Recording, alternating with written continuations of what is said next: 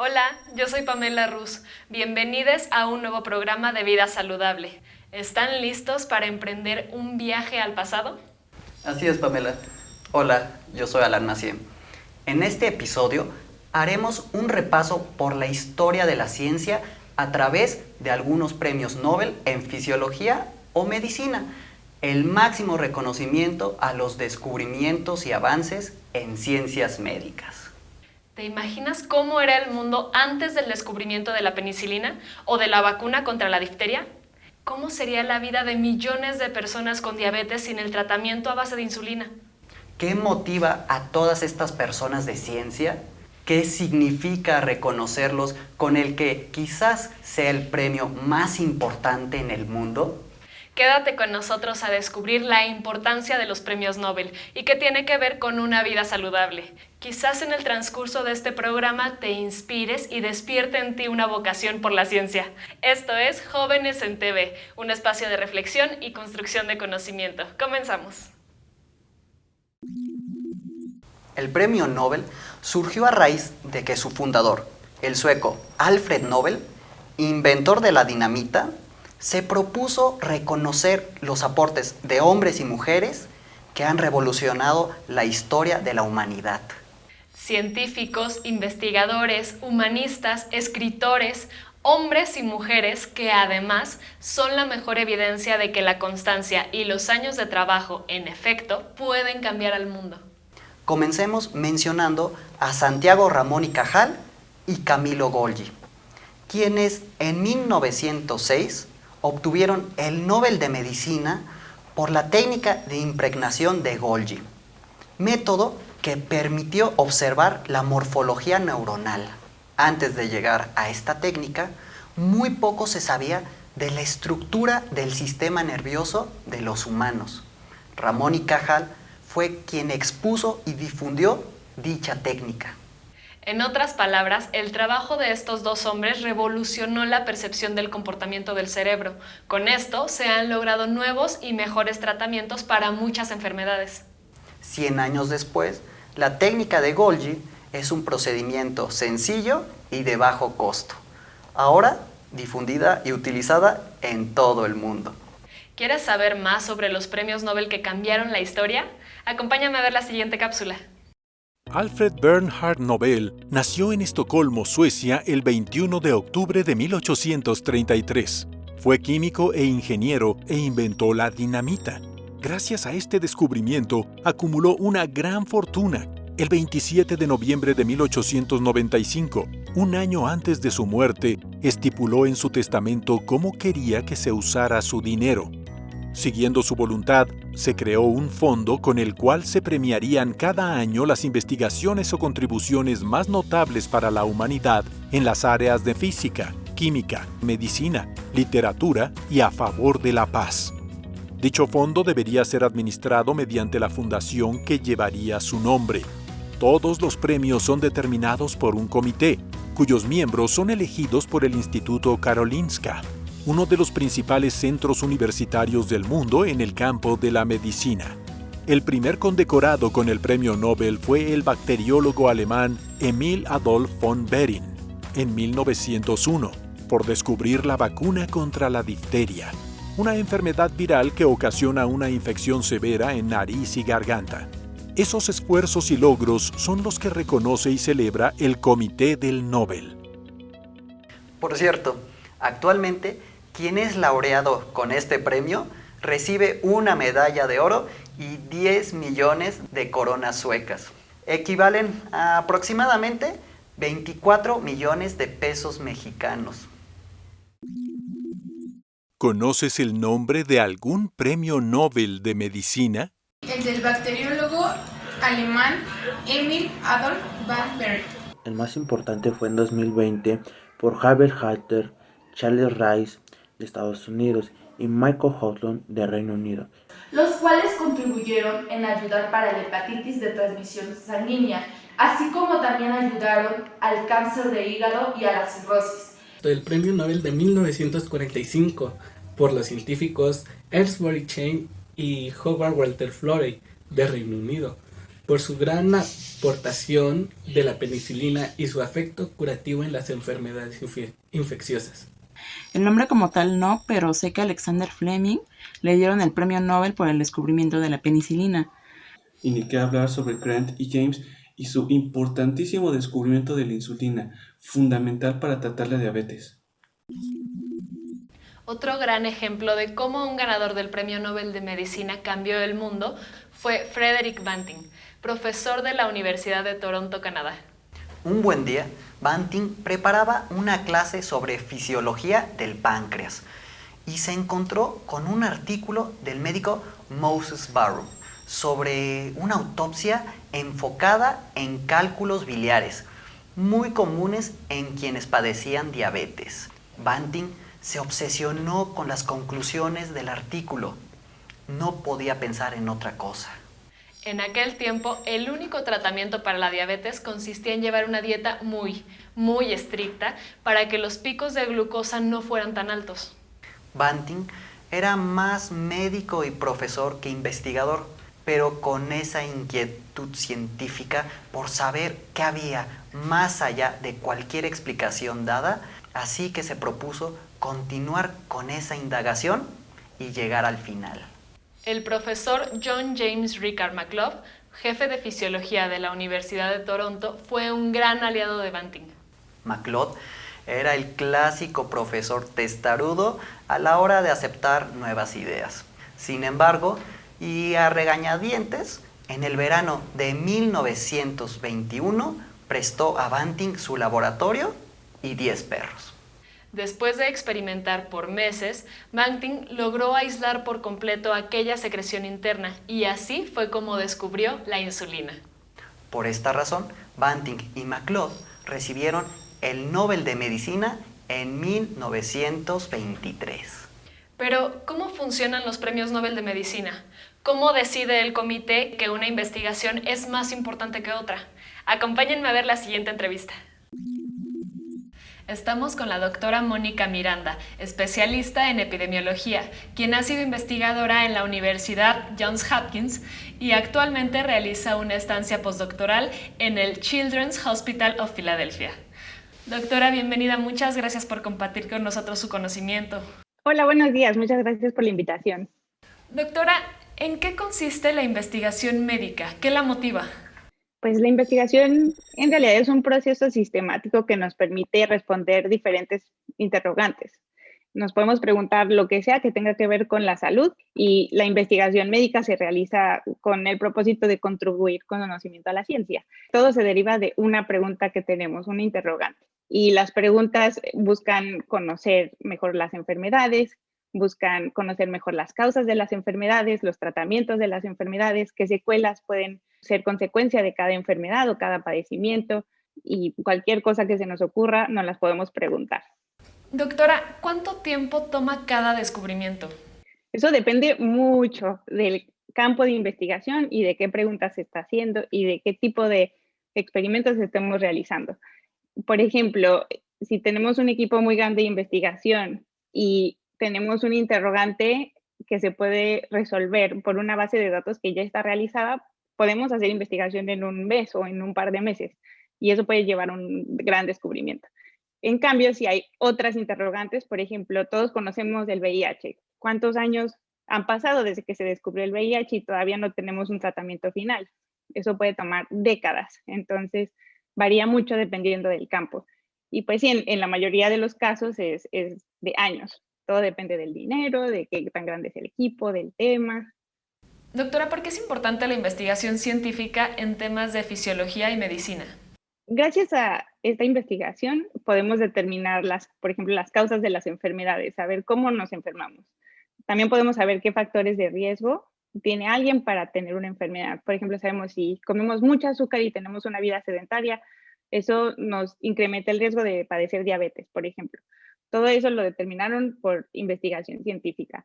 También para conocer y realizar medidas preventivas como vacunas, buenos hábitos alimenticios, tratamientos oportunos o llevar una vida saludable. Para todo eso nos puede servir la investigación científica, médica y de fisiología. Miranda, ¿por qué hay países que han ganado muchos premios Nobel en medicina y otros que jamás han recibido siquiera una nominación? Son muchos factores los que intervienen en esto. Primero, hay países que empezaron a realizar investigación hace muchos más años, entonces ya les llevan ventaja. Otro factor muy, muy grande es qué tanta inversión económica existe en sus países, ¿no? Por ejemplo, cuántos donativos disponibles hay para que los científicos puedan realizar su trabajo. Los equipos científicos siempre necesitan muchos fondos, ¿no? Para realizar su trabajo, necesitan salarios, comprar los equipos, que luego son muy caros. Otra cosa es el acceso a la educación. Mucha de la investigación se realiza en nivel medio superior o superior. Entonces, ese es otro factor. Si la población no llega a esos niveles de educación, es más difícil que se realice y se produzca más investigación. Miranda, ¿cuáles son los criterios que intervienen al momento de elegir un premio Nobel de Medicina? Lo primero que se hace es nominar a un investigador. ¿Y quién nomina a esta persona? El comité del Nobel escoge a unos nominadores y siempre son más de 3,000 los que se invitan y los invitan para que ellos propongan a premios Nobel. Y pues sí, en medicina y fisiología el premio se entrega a quien haya realizado un descubrimiento de mayor importancia en ciencias de la salud o medicina. No tiene que ser en ese año, pero en general. Estos descubrimientos tienen que cambiar por completo el paradigma científico y tienen que tener un gran beneficio para toda la humanidad. Entonces, es importante resaltar que no se le da el premio por toda la carrera de prestigio que haya tenido un investigador. Es más, tampoco se da por liderazgo científico, tiene que ser por un descubrimiento importante. Y una vez que tengan esos candidatos reducidos propuestos por el Comité del Nobel, se reúne una asamblea del Nobel y esta asamblea es la que va a hacer, por medio de votación, una decisión de quién va a ser el ganador del premio. Mónica, ¿de qué manera los descubrimientos reconocidos han impactado en la salud? Esto se los voy a contestar con un ejemplo. Alexander Fleming descubrió la penicilina y sus efectos curativos.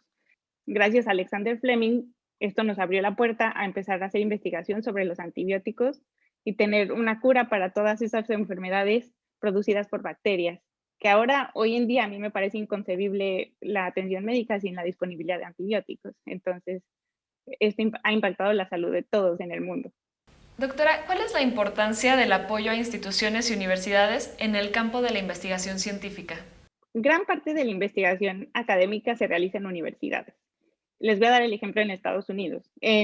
Según la Fundación Nacional de la Ciencia, o NSF por las siglas en inglés, en el 2017 el 18% de toda la investigación aplicada se realizó en universidades.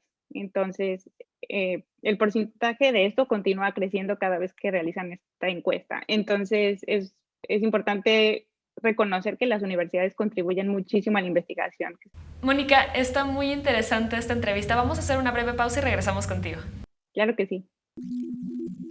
Si dependiera de ti, ¿a qué descubrimiento de la medicina le darías el premio más grande por su aporte a la humanidad y por qué? Yo creo que sería el de los antibióticos y antivirales porque son los que más se consumen por la humanidad durante todos los años.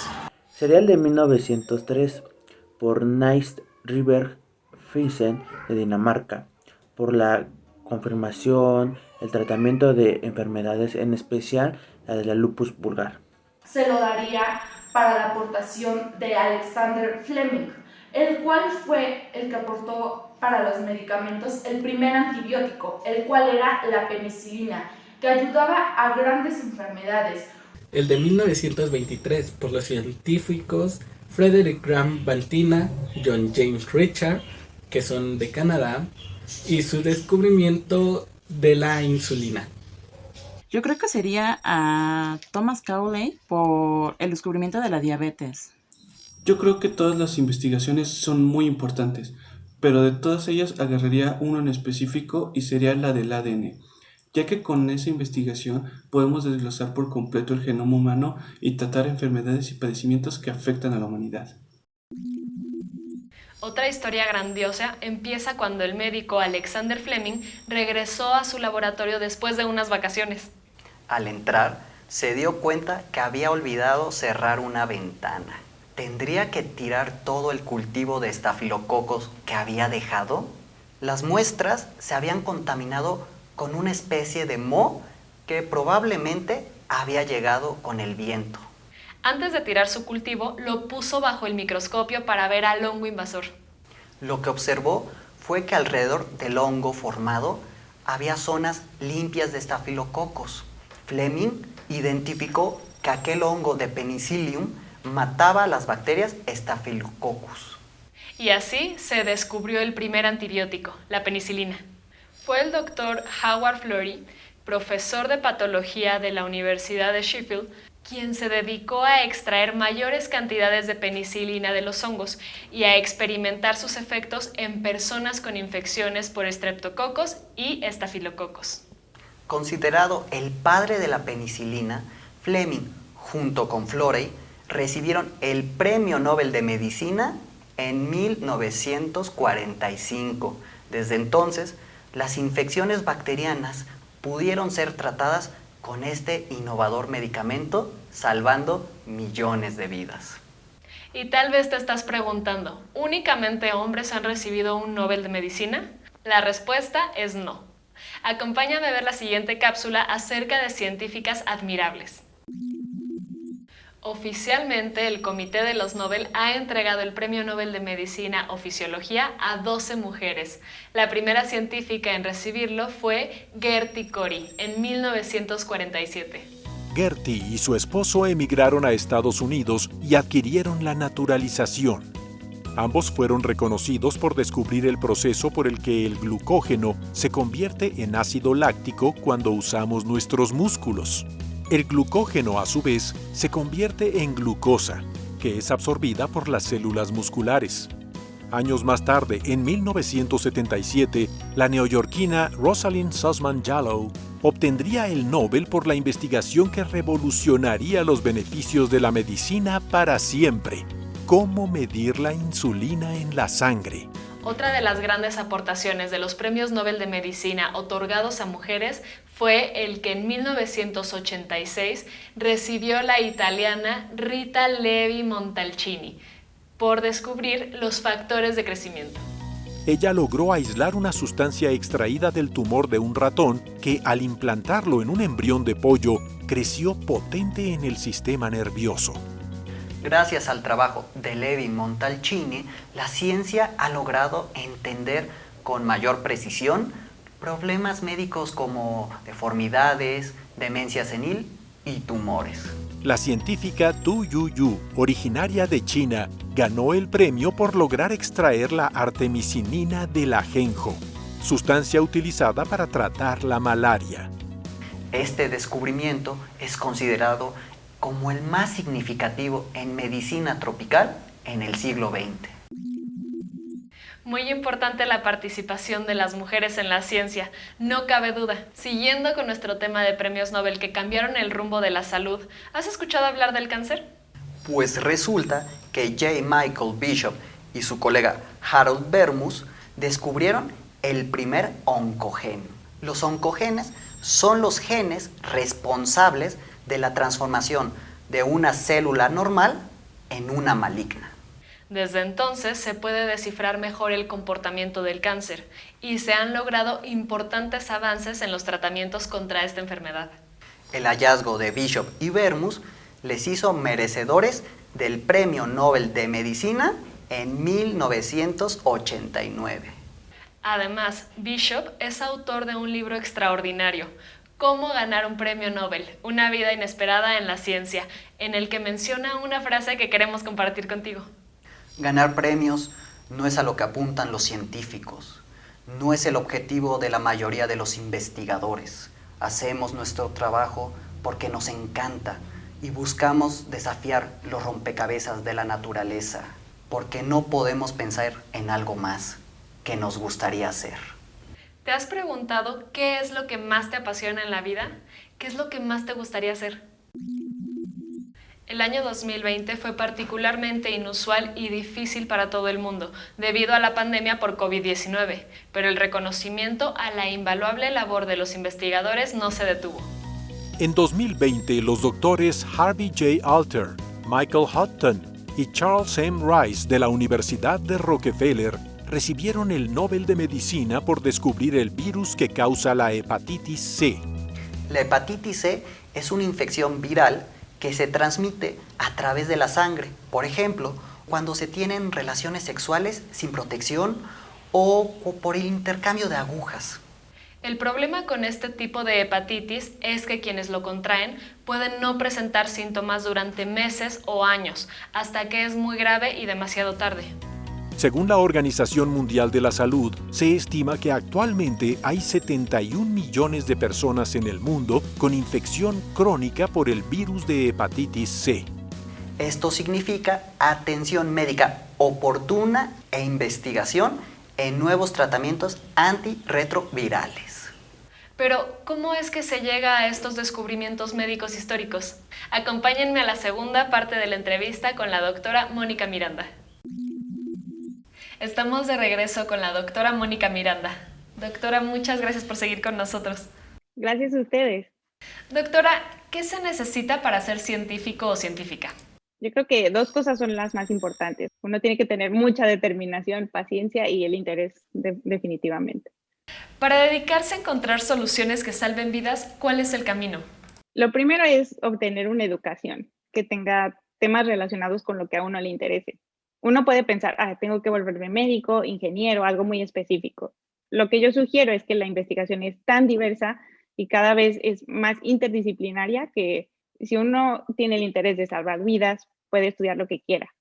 Mónica, ¿desde cuántas carreras se puede contribuir a la investigación en temas relacionados con la salud? Para mí, desde cualquier carrera que se puedan imaginar. Si te gusta la ciencia, puedes ser médico, ingeniero, biólogo, veterinario, físico o lo que tú quieras. Puedes estudiar psicología, derecho, ciencias de la computación. Te apuesto que si tu interés es hacer investigación en medicina o en cualquier tipo de investigación relacionada con la salud, puedes encontrar un campo interdisciplinario en la carrera que tú escojas. Mónica, ¿qué pasa en la vida de los científicos y doctores después de ganar un premio Nobel de Medicina? ¿A qué se dedican? La gran mayoría se dedica a la academia. Como el premio Nobel viene con un premio de dinero, entonces muchos de esos utilizan ese dinero para continuar su investigación. Uno se puede imaginar que uno que ya es un ganador del premio Nobel tiene mucha presión para seguir produciendo investigación de mucho interés y de mucho impacto. Entonces, hay todo tipo de profesiones a los que se puede dedicar un premio Nobel, pero sí tiene que usualmente seguir una vida académica donde siga produciendo investigación. Mónica, para terminar, ¿podrías compartirnos cuál es el premio Nobel de Medicina que más te sigue impresionando, el que más admiras y que crees que realmente cambió el mundo? El que más me sigue impresionando, el que más admiro es una mujer, es Gertie Teresa Cori. Ella fue la primera mujer en ganar el premio Nobel de Medicina en 1947. Ella descubrió cómo el glucógeno se usa como fuente de energía en el cuerpo. Entonces su investigación es muy interesante. Y me parece que Watson y Crick en 1962 cambiaron el mundo completamente por descubrir la estructura molecular de los ácidos nucleicos. Es más o menos como decir, ellos descubrieron cómo está compuesto el ADN. La genética es tan importante para nosotros y estamos en los inicios de saber cómo funciona todo esto que se me hace que ellos cambiaron el mundo por completo. Mónica, muchísimas gracias por tu tiempo, gracias por esta entrevista y sobre todo por seguirnos motivando a seguir conociendo. Gracias a ustedes por la invitación. Que tengan muy buen día. Igualmente. Años de estudio y trabajo en laboratorio. Todo empieza con una simple pregunta, un por qué o un cómo. Imagina, la esperanza de vida de los mexicanos en 1930 era de 34 años. En 2019, de 75 años. Mucho de eso se lo debemos a los científicos y sus descubrimientos. Así, el fascinante mundo de la ciencia. Espero que hayas disfrutado este programa con nosotros. Cada vez que vayas al médico sabrás que detrás de cada enfermedad y de cada tratamiento están la dedicación, la pasión y la disciplina de hombres y mujeres de ciencia que han logrado la comprensión y curación de muchas enfermedades. No olvides que nos interesa escucharte, conocer tu opinión. Participa con Jóvenes en TV y haz este programa con nosotros. Vida saludable, activemos juntos tu mejor versión. Hasta la próxima.